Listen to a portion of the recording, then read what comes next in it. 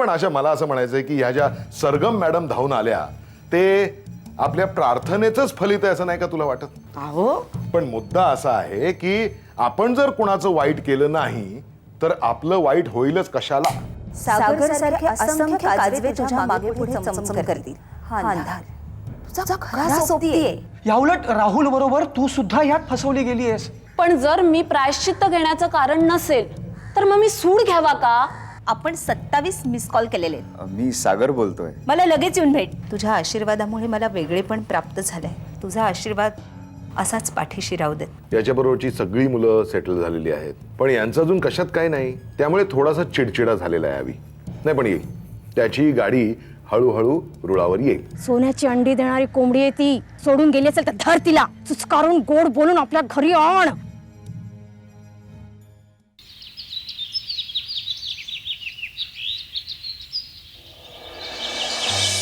घेतल्या सगळ्या वस्तू? हो रुमाल, हो काउच, हो मोबाईल घेतलं, सगळं घेतलं. डोंट वरी. बर. चल येतो. पप्पा बोल बेटा. निघालात? नाही अगं तू म्हणत असशील ना तर रजा पण घेतील ते. लाडकी मुलगी माहेरपणासाठी आली आहे ना. निवांत गप्पा मारत बसा हा दोघं. हेमांगी प्लीज. पप्पा सीमा मी तुला रात्री जे काही सांगितलं त्याचा सिरियसली विचार कर. आपण नंतर बोलू. ओके? आणि हेमांगी प्लीज नो फाईट. येतो बेटा. मम्मा प्लीज माझ्यावर चिडू नकोस. मला समजून घेण्याचा प्रयत्न कर. सीमा मी तुझ्याशी अशी वागते याबद्दल तूही गैरसमज करून घेऊ नकोस. नाही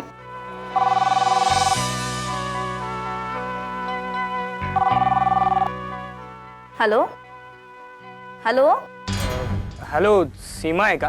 कोण? मोहन? हो आहे हा. एक मिनिट. सीमा मोहनचा फोन आहे. घे पटकन. कशाला? मला नाही बोलायचं म्हणून सांगून टाक. सीमा प्लीज. हॅलो हॅलो सीमा. हे बघा तुम्ही मला फोन करू नका. मला तुमच्याशी बोलायची इच्छा नाहीये. काय काय झालं? फोन कट केला. अरे मग पुन्हा कर ना.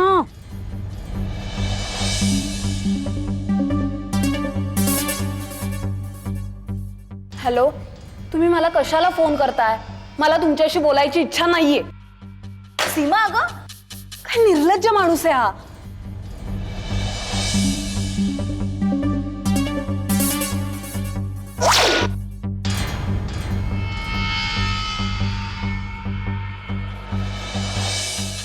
आता काय झालं?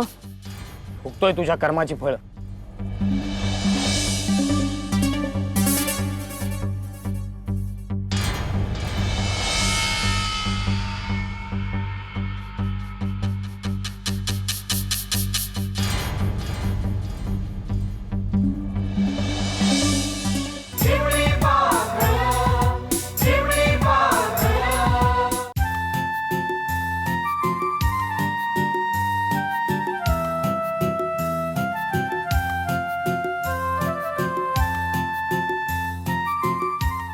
नम्रता अगं झालं की नाही तुझं? अहो आले.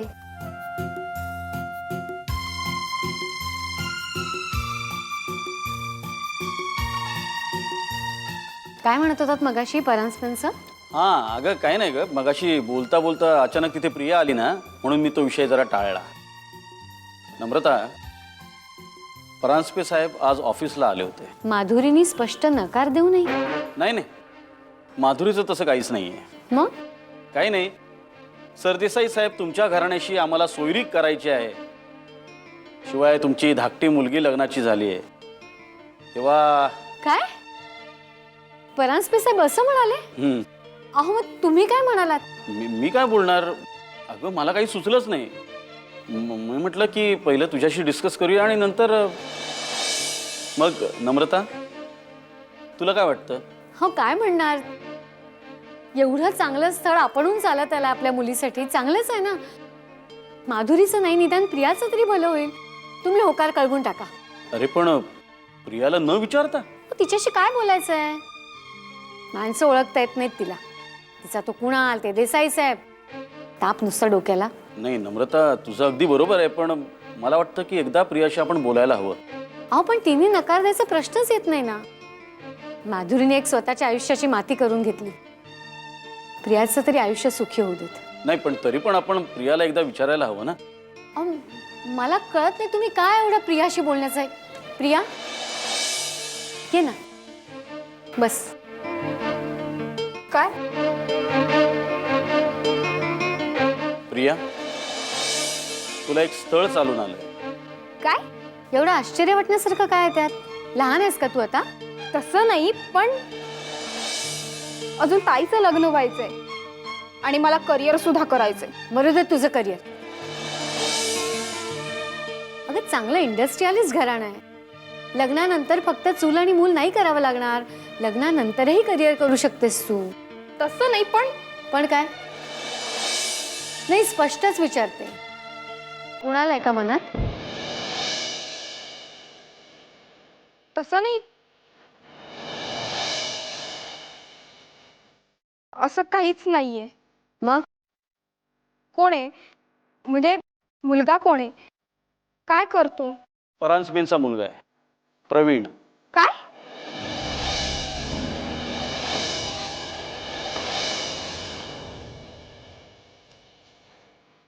म्हणजे ताईसाठी आलेलं स्थळ? हो.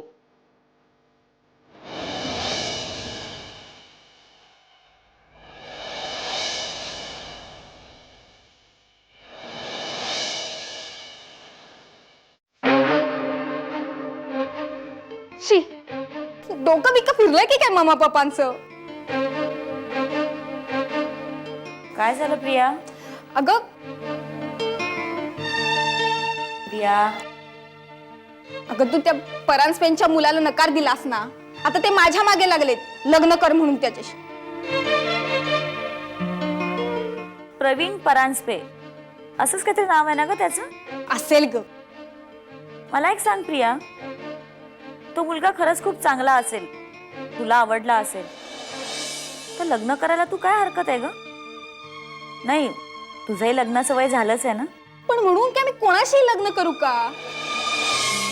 प्रिया मला सांग, ताईचं लग्न झाल्याशिवाय मी कसं लग्न करायचं, असं काही तुझ्या मनात नाहीये ना? ते तर झालंच, पण ज्या मुलाने तुला पसंत केलंय त्या मुलाशी लग्न करायची इच्छा मला होईल का कधी? आणि या माणसाला माझ्या ताईशी लग्न करायचं होतं, ही गोष्ट माझ्या आयुष्यभर मनात राहणार नाही का? काहीतरीच मला नाही जमणार. आणि ह्या प्रवीणला असं काय सोनं लागलंय की मम्मा पप्पाला फक्त त्यालाच जावई करून घ्यायचंय? प्रिया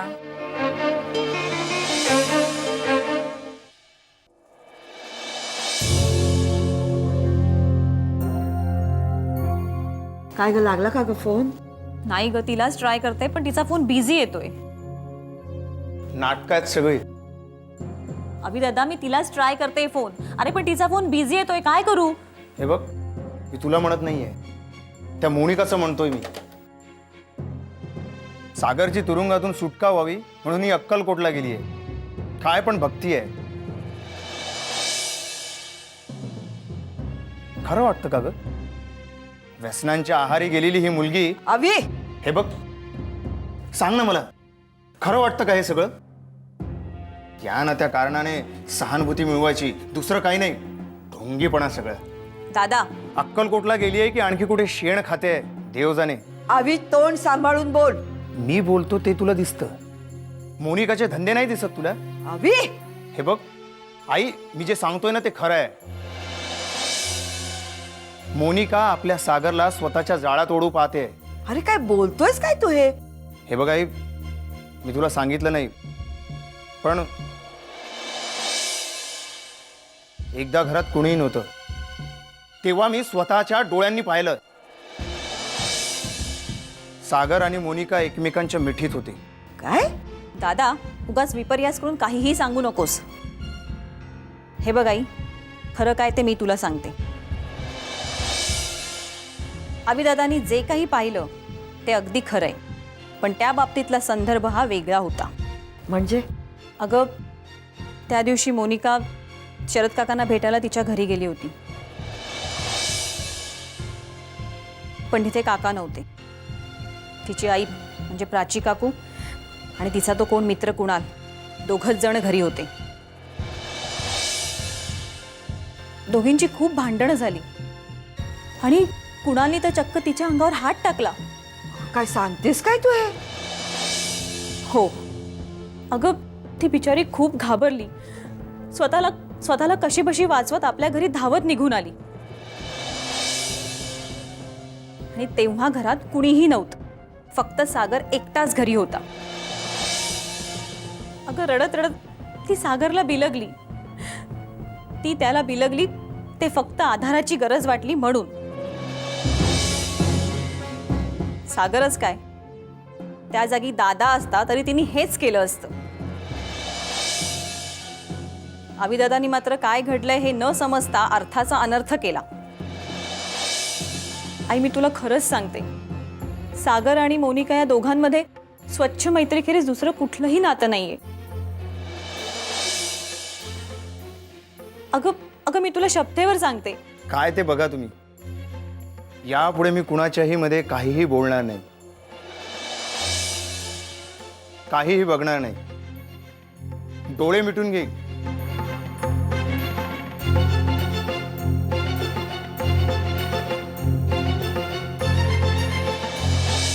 माधुरी तू? अरे थोडं बोलायचं होतं. माधुरी अगं ये ना, बस बस बस, आपण चहा करू.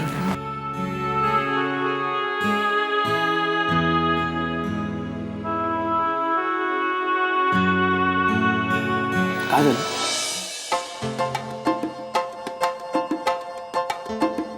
मंजित, हे मंजित, अरे बाहेर उठ. किती 7 वाजले? तुला पंडित साहेबांकडे जायचे ना? अरे तुला नोकरी मिळवायची ना? अरे बापरे. आगे टूथपेस्ट आणि ब्रश, दात घासून ये. तुझ्यासाठी आंघोळीला गरम पाणी करतो. कशासाठी? अरे तुला नोकरी मिळवायला जायचे. आंघोळ केली नाही या निमित्ताने तुला नोकरी मिळाली नाही असं व्हायला नको. आबा अरे गंमत केली. गंमत करतात, मी निघतो आबा लगेच. देवा, माझ्या मंजितला नोकरी मिळू दे रे. अभि,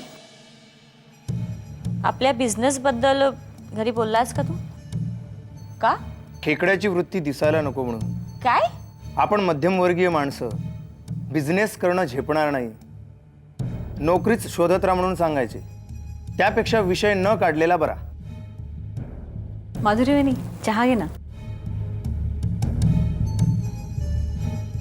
थँक्यू. बरं मला सांग, तुझी मैत्रीण दिसत नाही ते? नाही अगं ती अक्कलकोटला गेली आहे. चला हे एकदाची देवपूजेला लागली म्हणायचं. माधुरी प्लीज, मोनिकाचा विषय नको. आताच मोठा वाद झालाय त्यावरून. वाद तू घातलास की आम्ही घातला? आई मी? Please please Abhi please.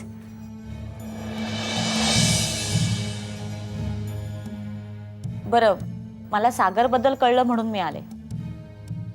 मला सांग, सागर कुठे?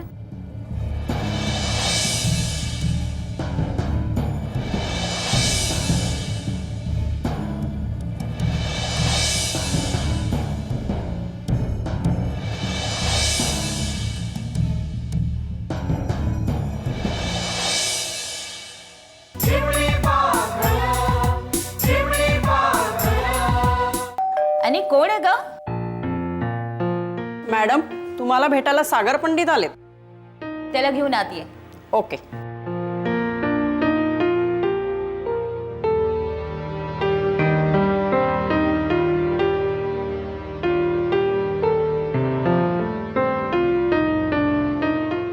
Good morning.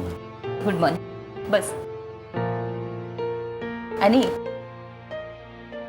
सागरसाठी चहा घेऊन ये. येताना पाणी पण आण. ओके.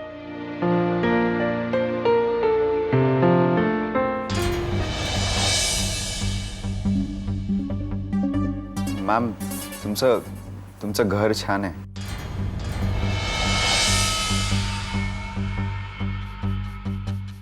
बरं, एवढ्या पहाटे कशासाठी फोन करत होतास? ॲक्च्युली रात्रभर मला झोप नाही लागली. म्हणजे विचार करत होतो की तुम्ही मला सोडवलं नसतं तर. ते ठीक आहे, पण मला नाही आवडलं. यापुढे मला असे रात्री अपरात्री फोन करत जाऊ नकोस. आणि लँडलाईनवरून तर मुळीच नाही. काय, माझी मुलगी लहान आहे ना.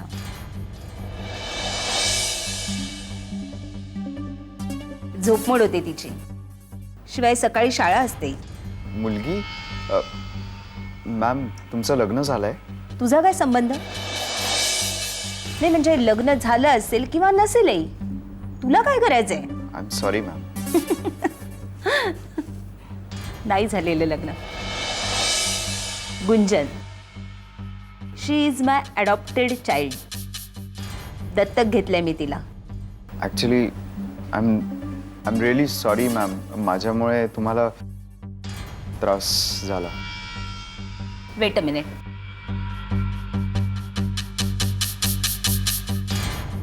हे घे. हे काय? कशासाठी? गिफ्ट. मोबाईल. यापुढे रात्री अपरात्री कॉल नाही करायचा. Only SMS.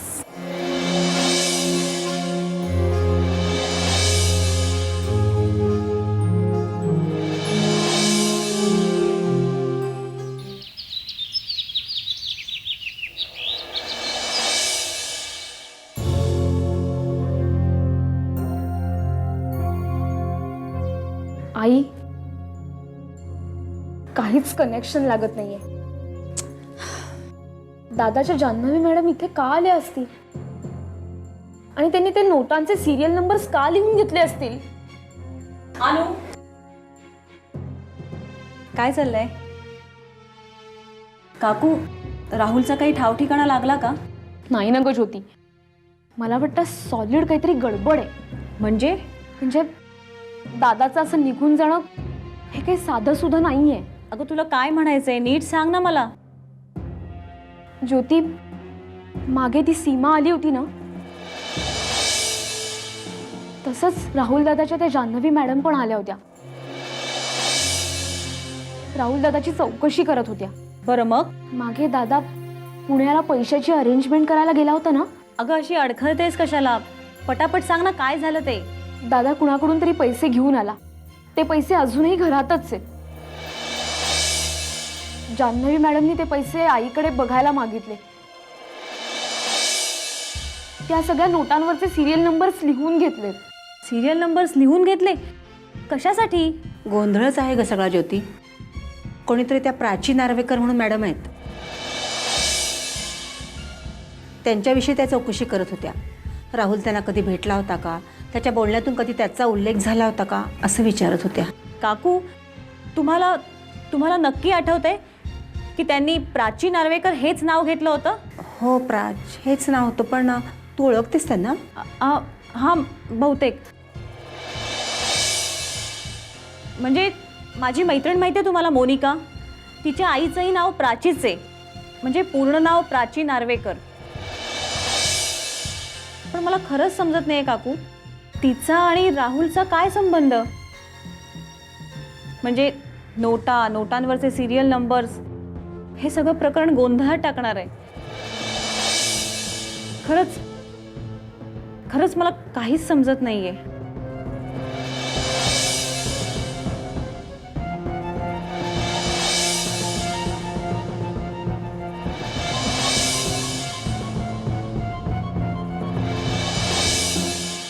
ही माझी दीदी नम्रता सरदेसाई आणि हा सागर पंडित, उदयनभोग गायक आहे. नमस्कार. आई, अनघाच्या घरी परत काहीतरी प्रॉब्लेम झालेला दिसतोय. काकूंची तब्येत बरी नाहीये. जाऊ दे, मला बोलायचंच नाही तुझ्याशी या विषयावर. नाहीतरी आता लग्नाचं वय उलटूनच गेलंय तुझं. तुला हवं तसं वाग, तशी जग.